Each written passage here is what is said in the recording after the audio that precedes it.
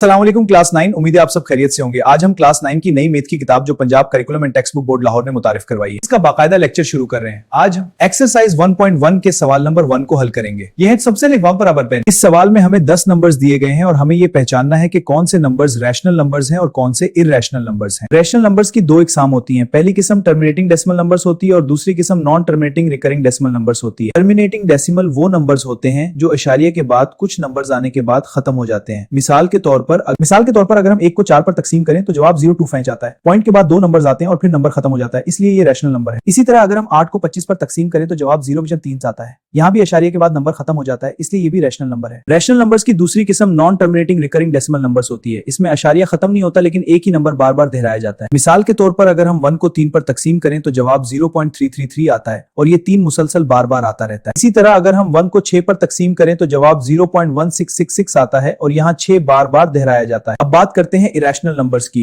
ये वो नंबर्स होते हैं जो ना खत्म होते हैं और ना ही किसी खास पैटर्न में बार बार दोहराए जाते हैं। मिसाल के तौर पर पाई और ई ऐसे नंबर्स हैं जिनके इशारिये मुसलसल चलते रहते हैं और किसी खास पैटर्न में नहीं होते। अगर किसी नंबर का स्क्वायर रूट परफेक्ट स्क्वायर हो तो वो रैशनल नंबर होता है, जैसे √4 2 और √25 5। लेकिन अगर स्क्वायर रूट परफेक्ट स्क्वायर ना हो तो वो इर्रेशनल नंबर होता है, जैसे √2 7।